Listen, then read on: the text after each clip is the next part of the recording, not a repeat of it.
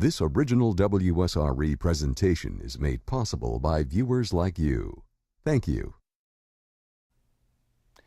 The authors of Just Married and Cooking, Brooke Parkhurst and James Briscione, on this edition of Conversations.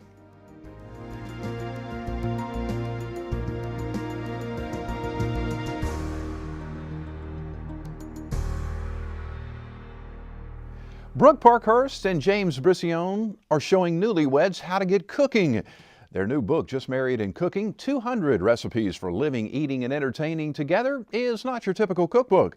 It's modern and hip, but at the same time, it's real and practical. James is a two-time winner on the Food Network's Chopped and Chopped Champions series. He also instructs at the Institute of Culinary Education. Brooke is the author of Belle in the Big Apple and is a former host on Eat and Greet, part of ABC's digital cable food series. These days, besides being proud parents and writers, well, they're teaching cooking classes for couples, and they're doing it all over the place. We welcome Brooke Parkhurst and James Briscione to Conversations. Thanks for joining us. Thanks, Jeff. This is a neat book. This is not your typical cookbook, and I'm no genius in the kitchen. I'm going to tell you that just right up front. But as I was looking through it, I found it extremely charming and also very useful. Tell me more about it. Well, we hope everybody finds it that way. Really, we really tried to put a lot of information in it, as well as a lot of ourselves into it. Yeah, this was basically our first 2 years together. This wasn't something that we sat down at the computer and just wrote out recipes. This is real life. This was us. This was us in a tiny apartment in the West Village in New York, and how we cooked for each other every night. Now, I think it's important to talk a little bit about how you guys came together. And tell me your background of how and why you got so interested in cooking. Let me start with you, Brooke. I'm from a Southern family of great lady cooks, and it was just the center of every family function, I guess. It was always about the kitchen and what my mother or my two aunts were cooking up, or my grandfather. And so just grew up with that always, and then happened to meet a handsome chef in Birmingham. It's true. She did meet a handsome chef.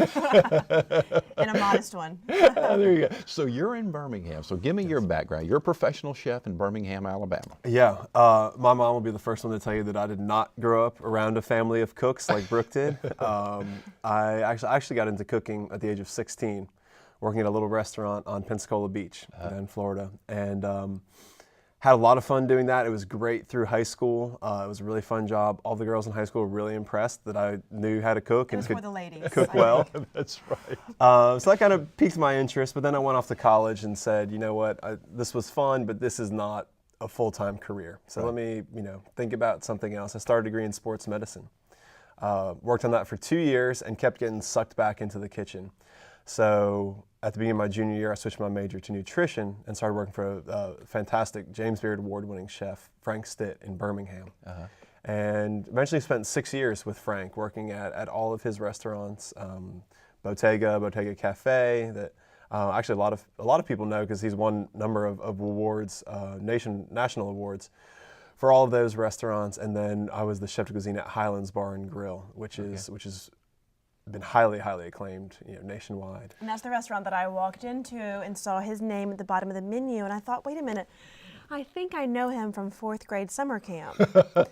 Send the waiter back. I said, please go back and ask the chef if he remembers Brooke Parkhurst from summer camp. And I did. And he did. I'd actually spotted her earlier out at the bar. I like to say sniffing a glass of wine. Sniffing. Not smelling the bouquet, but sniffing. Sniffing. So you guys reconnected? Yes. And the next morning, I took a lot of convincing, but I talked her into coming to the farmers market. There's a great downtown farmers market in Birmingham, Pepper Place. And I convinced her to come to Pepper Place with me and go walk around and get some peaches and tomatoes and whatever else was good in the middle of July in Alabama. And then we went and had margaritas at about 10:30 at the little cantina next door. It was a good date. I knew I liked him from then. Sounds good.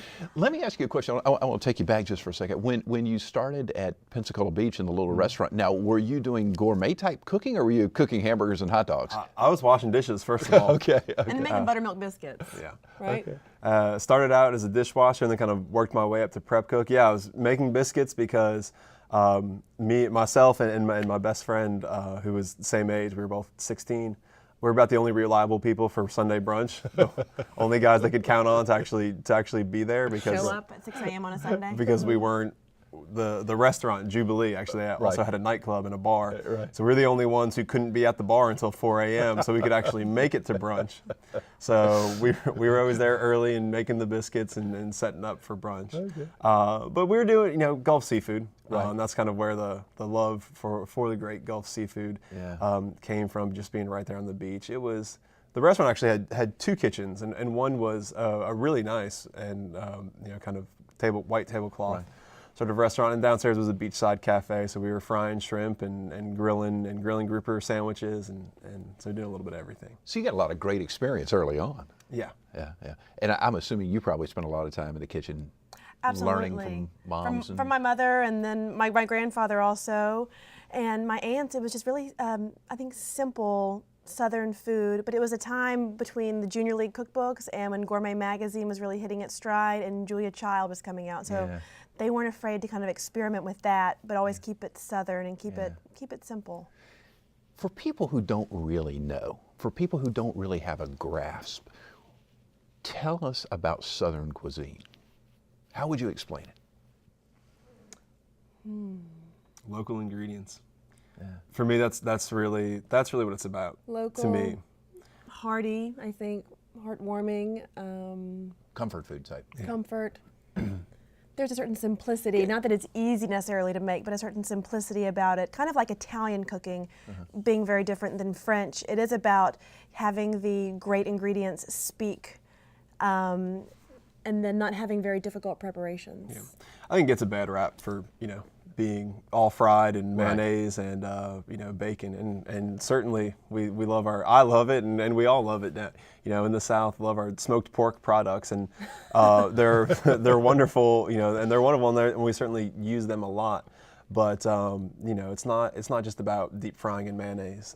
I think it's really about kind of the area, and Southern food is often kind of lumped, I think, as one type, when really, it breaks down to so many different types, or, from South Florida to the Gulf Coast to New Orleans. Creole, Cajun, South Carolina and the Low Country. Cooking. And it's, there's so many different styles of food in the South that I think it gets misrepresented a lot.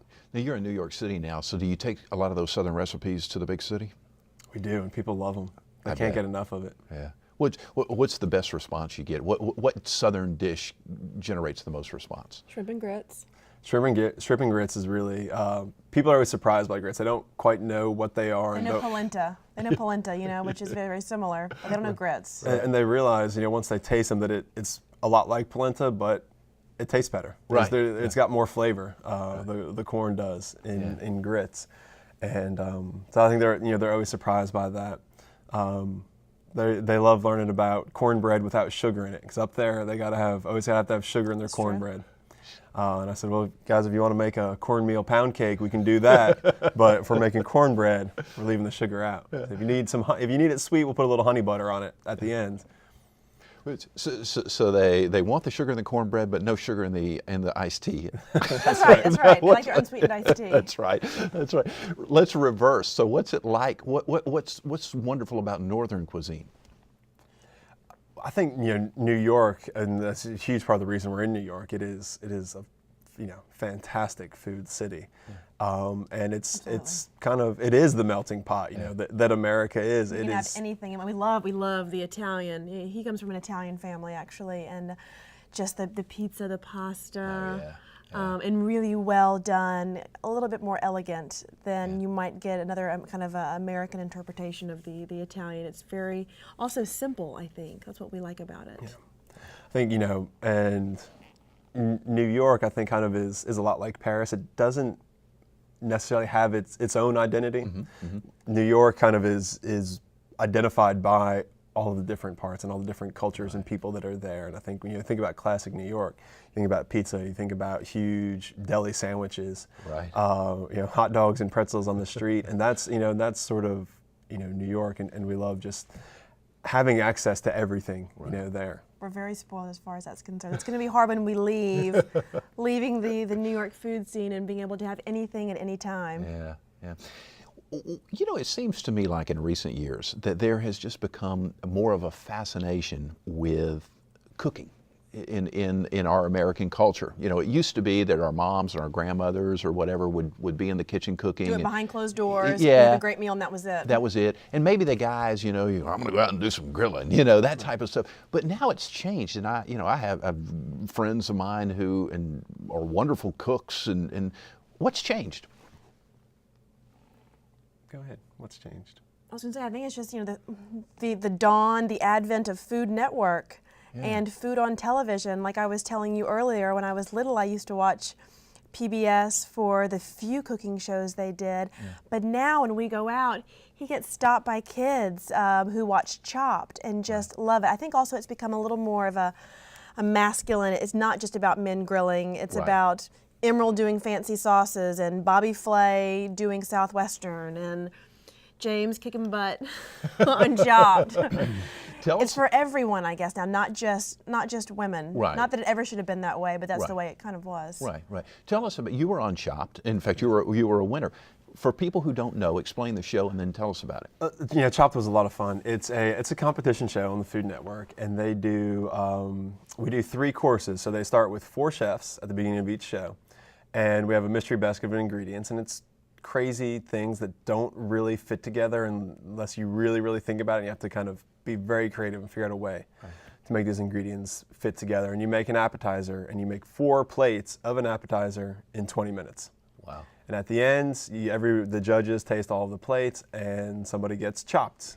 They kick them out. Okay. And then 3 chefs come back, and we have an entree to make. And so on. We have 30 minutes. Somebody's chopped, and then you have 2 people left. We battle it out for dessert. Okay. And so you've won that twice. Twice. Wow. So what's it like? I mean, are you like, I'm in my zone, this is what I'm all about, or is it nerve-wracking? It's both. Really? In a nerve-wracking zone. Yes. It is nerve-wracking, and it's so exciting, and it's really it's a huge challenge.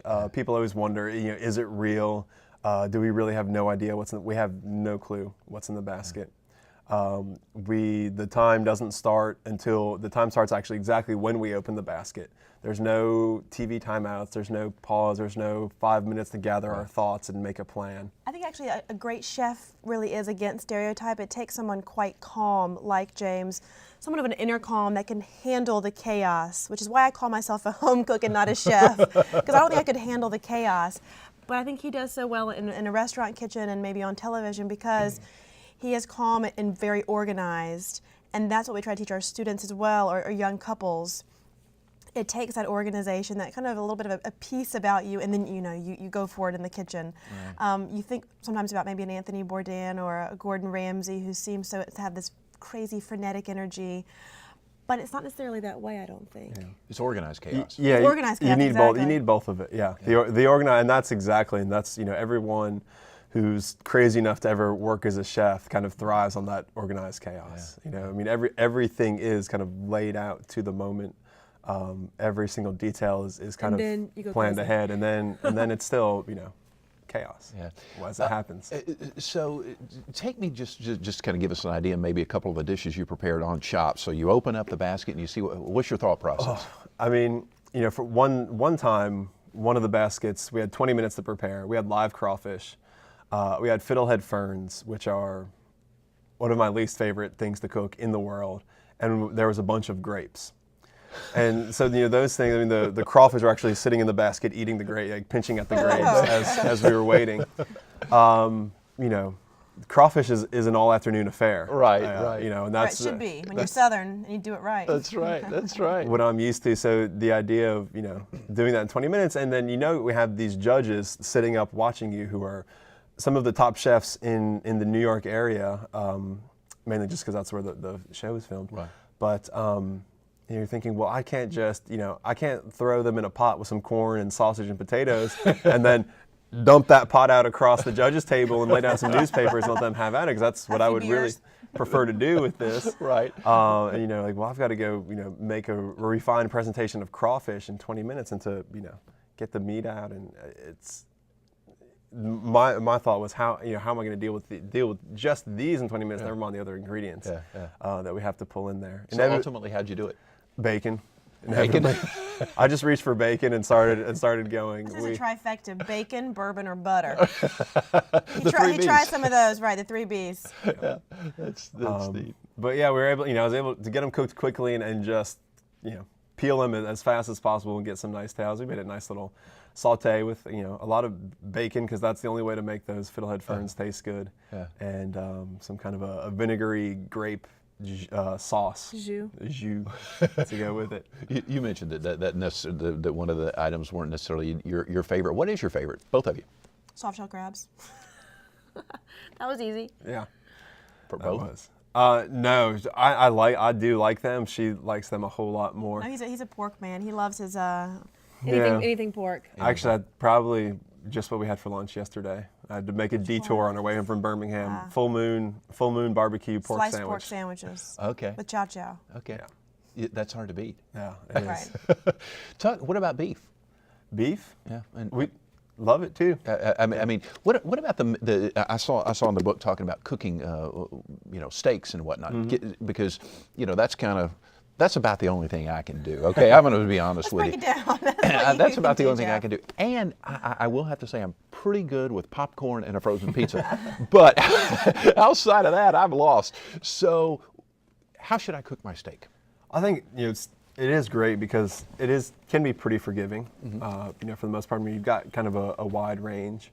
I think one of our favorite tricks that we share in the book is with beef to get it out of the refrigerator an hour or so before you're going to cook it. So you season it twice, Jeff, not just one time. Twice, okay. The meat starts to warm up a little bit. Right when you pull it out, season it with salt and pepper. Let it sit out on the countertop. It's perfectly safe. It's not going to hurt it.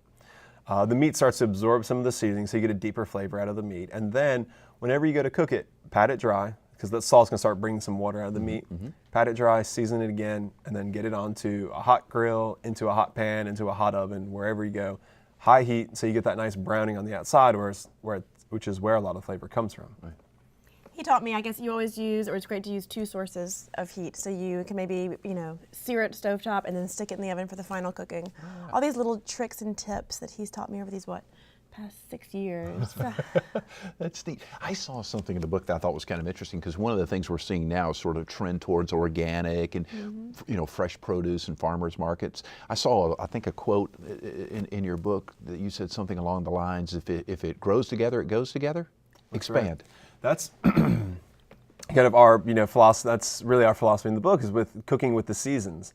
So meaning that peas and asparagus are so great together because they grow at the same time, where asparagus and rutabaga doesn't really work because you're 2 completely separate seasons that you're trying to put together. Also, that applies to I'm getting more and more into wine these days. Okay. And really interesting when you look at a classic French menu, how wine pairings seem so stuffy, but there's kind of a method to the madness. It's Morels, or we just went to Italy in the fall for truffle season. That was our big vacation, and the Nebbiolo. For the next 3 years. Yeah, big vacation we just took. And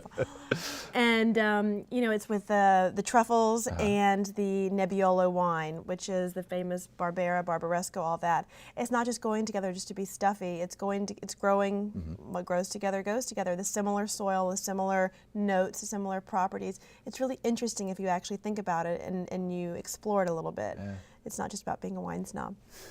Speaking of wine, I mean, at what point does price really matter? I mean, is it that much difference between a $500 bottle of wine and a $50 bottle of wine? Well, I think it's interesting. It's similar to what we say about with newlyweds getting new cooking gear. And there's a big difference between a $20 pot and an $80 pot, but there's not that much difference between an $80 pot and a $300. So it's very similar with wine. Yes, I won't name any brands right now that I'm thinking of, and my big one that I dislike. But that $7, $8 bottle is going to be a lot different, I think, than the $25 bottle. Yeah. But then when you go from the 25 to the 50 to the 60 to the 70, I think you're in a real similar range. If you know what you're looking for, if you know what you're looking for, if you do a little research. And the then book I talk about it Yeah. a little bit, about different countries to go to as well. I think for newlyweds it's very important. Don't start off in Bordeaux, like I said. I don't drink Bordeaux. we begin with Chile and Argentina and countries with a kind of a new wine culture, Right. because they're able to give you an amazing wine at a lower price. So just that little bit of investigation can yield a fabulous bottle of wine. And we actually love our house cocktails also. He's really into mixology. That's a big thing. You can say mixology or bartending. It's kind of the same thing. Yeah. He's really into it, and once again with your bourbon, honey. Yeah. Right. In fact, we've got bourbon for all 4 seasons in the book. I got my 4 different bourbon cocktails that I like to drink throughout the year. While you're grilling out in the snow, humidity, or autumn leaves, you're going to have a bourbon drink Oh, that's neat. That's neat. to sip on. One thing I noticed I thought was pretty cool is you gave a list of things that you need in your kitchen. Yep. Tell us a little bit more about that. So I'm a young couple, or for that matter, an established couple, and I want to start You wanna do it pursuing right. cooking more. What should I have? I think our thought there is it can be really intimidating to walk into a kitchen store and you see all this stuff and you think, if you listen to them, they'll try to convince you that you do need it all. We walked into Macy's, the basement floor of Macy's, which I don't know is probably a city block. In New York, it's huge. It is, It's yeah. huge, and you have this gun where you're supposed to go and zap whatever you need. Yeah. And we thought, we needed everything. We walked out. Yeah. We were so intimidated. And I think actually one of the best way. Actually, it's one of the best ways to go when you first go shopping. Well, now that they have our list to be armed with, they're going to have no problems. That's right. But you kind of walk through, take a look at what you take a look at everything, just sort of take it in, maybe handwrite a list, Right. and then kind of go home and think about it. There's some essentials though. What we need, you need, a nice 5 set of pots and pans, a great wooden cutting board, 1 great chef's knife, 1 Cuisinart, 1 cast iron skillet. You kind of begin from there and you're set. It's really funny how few things you actually need to get going, and people use that as an excuse. I don't have the right gear. Okay, maybe go and invest $200. Right. Which, think about how much you're going to spend at a restaurant if you ate out every night. Invest that little bit of money, and you're gonna have a great start. We cook at home almost every night. Whenever we're home, we do cook at home. Between enamel covered cast iron pan, like the big Dutch oven, And a regular good old cast iron from your grandmother. our regular cast iron, and a nonstick pan, I'd say 98% of our meals come out of those three pans. things. Right. And that's really, and a pasta, then we have a pasta pot on top of that. And it's okay to spend a little extra to get the quality on that sort of Because stuff. it'll last you for 30 years, Yeah. right? Yeah, So, absolutely. You have also written a book. It was called Belle and the Big Apple. about a Southern girl moving to New York City for work and for love. Expand a little more on it. What were some of the highlights of the book? That was about my experience as a young Southern gal moving to New York, moving for it all. I wanted a career. I wanted to find the man of my dreams. And I wanted just to live the big city life while I was single. And I began working in a television news station. And it's about those days, and then about kind of the dating scene. Okay. That was the advent, I think, of Sex in the City. So Yeah. thousands of young single girls moved to the city looking for that Carrie Bradshaw experience. And of course, mine was not hers, and hers was not mine, but I had a fabulous time, and I'm still having a great time. But you found love in Birmingham, Alabama? That's right. I didn't find love in New York. I didn't find love in New York City. I found it in downtown Birmingham. That's right. So I don't, you do you want to pursue other types of writing outside of cooking? Because I know you're a writer. Yes, would love to. And looking at that, it's just hard right now with a little one. Right. To set aside 5 hours a day to really sit down, at your computer and clear your thoughts. So right now I'm having a lot of fun, writing with our cookbooks and writing, food articles. But I would love to do fiction again when she's in school. When we finally enroll her in school. There you go. You'll have a little downtime. In 18 years, I'll get to write my next novel. That's right. Now, when you go to a James and Brooke cooking class as a couple, what are you going to get? What's the takeaway? The night of your life. That's what you're going to get. A Our really hands-on experience, and we're going to answer every single question that you have. Start with the basics. We start with the basics, kind of go through. I think one of the most important things for people to learn is the basic knife skills. it makes cooking so much easier when you know how to chop that onion properly, and you don't just kind of flail at it with a knife until it's in small pieces. Is that a nice way to put it? Yeah. I like that. But then, a lot of what we do is the dinner party, and that's one of our most popular classes. And Young couples want to cook and entertain together. They kind of want to be adults for the first time, or feel like they're adults for the first time. And so we teach them about hot and cold dishes, how to time things. So it's not just the knife skills, though that's the basics. It's how to time things. It's making your first house cocktail, how to impress the boss also when he comes over. Your tricks and tips from 2 decades almost in the restaurant. Knowing what you can do ahead. I mean, in the restaurant we're used to these, and I mean it's just kind of the way of life. Is you have these preparations that take 2 to 3 hours, yet you come in and order it, and it's on your table in 15 minutes. Right. So there's obviously some things happening behind the scenes that kind of allow that, and that's the same way it really should be at home. I don't think there's that many chefs who really share that part of it with people, and that's they want to keep their trade secrets, and we kind of give them away. Yeah. Because you don't want to spend, you don't want one of you out, entertaining all the guests, and one person in the kitchen trying to do everything because, there's this 2-hour, you're making a pot of risotto. It takes 40 minutes. It's kind of like a rescue chef, rescue couples. You go in and you rescue them from their bad habits. That's kind of what we teach in couples, and we try to, empower them to go out and do it. I think in New York particularly, it's so easy to eat out or to take out or to go to a hot bar every single night. Right. And so we're just trying to encourage them to do it at home and have a little fun. I say that cooking with someone you love is practical and sexy. Yeah. You have to eat, so why not make it fun? Have some couples time, share it together. About 1 minute left. I know you have a website. You blog on the website. Yes. The website is? JustMarriedAndCooking.com by the same name as the book. We post new recipes every week, lots of photos of our daughter. That's okay. Holding a whisk, holding chocolate beaters. Okay, great. Things like that. Great. Our travel tips, cooking tips, lots of fun stuff. Wonderful. Books available at? Everywhere. Everywhere. Okay. Amazon, Barnes & Noble, local bookstores, it's everywhere. Sounds good. It was a pleasure. I enjoyed spending some time. Next time, the deal is you're going to have to cook while we do the interview. I like it. You're gonna have to cook. We're gonna get you cooking during the interview. How about that? Now, hey, there's something. You teach me how to cook, you'll be you'll be a real genius. Thanks so much, James and Brooke. I appreciate it. Just Married and Cooking is the name of the book. James Briscione and Brooke Parkhurst. You can catch up with us, by the way, on Facebook. No recipes from Jeff Weeks, I'll assure you that. Just search out Conversations with Jeff Weeks, and also check out some of our past interviews at WSRE.org/conversations. Thank you so very much for watching. Hope you enjoyed the broadcast. I'm Jeff Weeks. Take good care of yourself. We'll see you soon.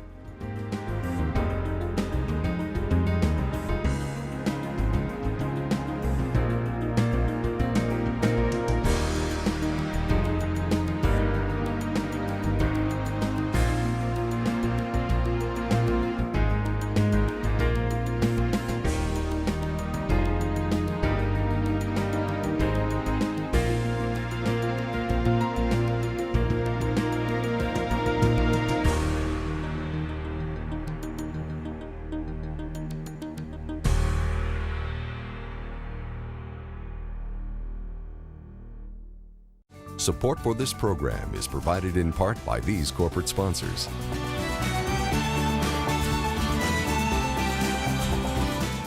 And by viewers like you.